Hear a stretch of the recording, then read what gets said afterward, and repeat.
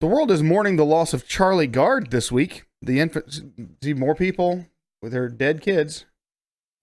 The infant suffered from an extraordinarily rare mitochondrial disease that, among other things, affects the brain and muscle functions. The world watched in horror as Charlie and his parents battled for his life as British legal authorities chose to deny Charlie treatment, even though Gard's parents privately raised the money to take their son to the United States and pay for experimental treatment that might save Charlie's life. British courts blocked them. In the end, Charlie's condition worsened to the point that all treatment was futile, and Gard's parents chose to remove him from life support, though another debate broke out as to where Charlie would spend his final moments. Did you hear about that part? No, but I assume it's some fucking Southern Baptist asshole that believes in original sin and should just go do everyone a favor in society and jump off a cliff. No. At the bitter end, Charlie passed away in hospice care, having never been to his family home. The story at that point was the parents wanted to take him home to pass away, like to actually get to see the house that he was supposed to live in, and to be surrounded by loved ones when he would pass. And the hospital said, "No, you're not leaving here with him. We own him. We own you. Fuck you. We are the state, and we own everything." And then the courts eventually said, "Look, if you two can't work it out, he's just going to die where we say." And they couldn't work it out, so the courts decided. The courts just get to decide. They get to decide who's going to die and where and when. That's basically what it's boiled down to. There's not going to be any death panels, though. Remember that. Listen, the story has sparked a debate about the pros and cons of social medicine. Opponents of the government health care have harkened back to the passing of Obamacare in the U.S., recalling the fear of so-called death panels, as you were just mentioning. Government agencies that would decide who would receive life-saving care and who would be left to die. At the same time, advocates for universal health care decried the death panel scare as something that could never, ever happen. Never, ever. Well, there you go. That's. I have no idea what this is because I couldn't fucking care less about other people's kids. Man. What I do see in this story, though, is government that's basically, deciding what kind of health care you deserve. I'm sure if this was the royal baby, because this is England, right? Yeah. If this was the royal baby, whatever the fuck that was, people haven't. That's another issue.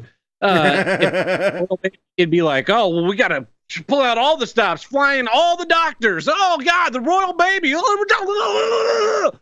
How dare the royal fucking baby be a boy, by the way? Let's talk about sexist. Yeah, well. Thing that the prince, whatever her fucking name is, princess, whatever, I don't even fucking know who these people are. She had a baby boy, and Tumblr's like, oh, we're gonna not have some patriarchy. Like, what do you think she was in there? She went in like Prince, whatever his fucking name is, that went into the doctor's office, and they're like, oh, this one's gonna be a girl, and he's like, cut off that little dangly bit on that chromosome, yeah. Turn that fucker into a Y. We're having some patriarchy. Queen Elizabeth II, fuck her.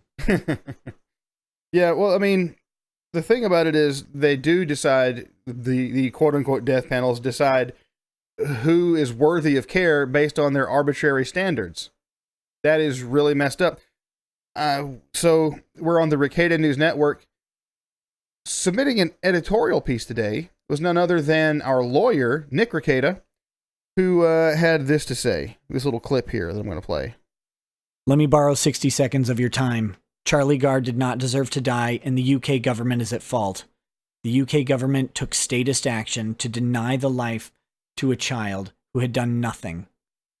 Statism is the greatest threat humanity has ever faced, and may be the greatest threat humanity will ever face. We must resist statism at every turn.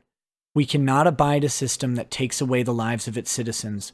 We cannot abide a system that prevents parents from making decisions in the best interest of their children. And we certainly cannot abide a system that not only takes away these decisions, but uses legal and mental gymnastics to justify their own outcome as preferable, to justify death as preferable to life, to justify death as preferable to temporary suffering, to justify death as preferable to anything against the will of its citizens is tyranny. All right. So that's what he had to say about that. And I agree. There's been the argument for abortion that some of the kids who would be aborted would then grow up to be criminals if they weren't aborted. Well, big fucking deal, because some people can have a happy life even though they might commit a crime or two.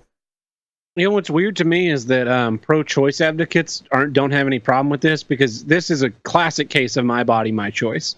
Yeah, it's his body at this point. But everybody be damned that wants to stand in the way of someone trying to further the agenda of the state. Hold on a second. I've got. We just had another message come in from him. Hold on a second here. Hey guys, thanks for playing my editorial clip. No problem. Now, you two motherfuckers stop slacking off and finish the fucking news, or I'll have Mikey and Polly pull your goddamn legs off and beat your dogs to death with them. God damn it. Joke's on you, Nick. I don't have a dog. Neither do I. Fuck you. All right.